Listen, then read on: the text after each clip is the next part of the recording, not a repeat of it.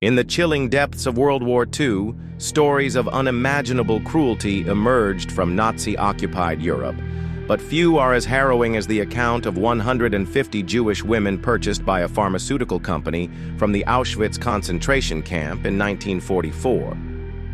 These women, victims of a monstrous collaboration between science and genocide, were subjected to brutal medical experiments.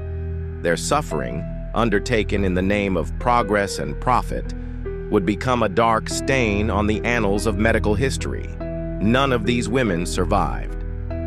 Despite their deaths, the company, undeterred, requested another group of 150 Jewish women to continue their gruesome research. The experiments conducted on these women were not unique to this single company. Across Nazi-occupied territories, thousands were tortured under the guise of medical advancement. The women from Auschwitz endured excruciating procedures without consent or anesthesia. Their humanity was stripped away, and they became mere subjects in a calculated pursuit of scientific outcomes. Many historians recount stories of how these women screamed in agony, while others slipped into silent despair. It was not compassion that motivated their captors, but an insatiable thirst for knowledge twisted into cruelty. In total, over 80,000 people suffered under the hands of this pharmaceutical giant and its scientific partners during the war. Victims ranged from children to the elderly, with no regard for their health or dignity. They were injected with untested substances, infected with deadly diseases, and mutilated in experiments designed to push human endurance to its breaking point.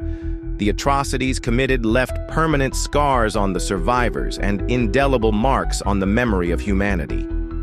When the war ended in 1945, the Nuremberg trials sought to bring justice to those responsible for the horrors of the Holocaust.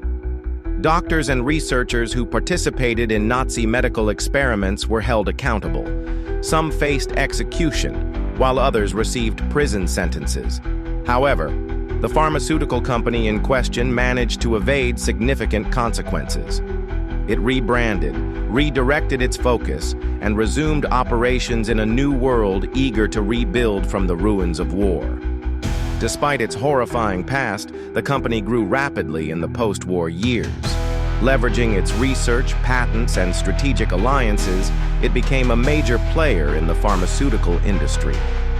By the mid-20th century, it had established a reputation for producing life-saving medicines, distancing itself from the atrocities of its past. It acquired smaller competitors, expanded globally, and embraced technological innovations that helped it dominate the market. Today, this pharmaceutical empire is valued at over $20 billion. Its medications are household names, prescribed by doctors around the world. Millions of people owe their lives to its treatments for chronic conditions, infectious diseases, and life-threatening ailments. Hospitals and healthcare systems depend on its drugs to provide effective patient care. Most consumers remain unaware of the company's dark origins, seeing only the polished exterior of a healthcare conglomerate. The ethical implications of the company's history linger as a cautionary tale. Questions about corporate accountability and the moral cost of medical progress continue to fuel debates among scholars, ethicists, and the public. Can the benefits of modern medicine outweigh the horrors of its past? Should the profits from innovation rooted in atrocity be reinvested in reparations or memorials to honor the victims?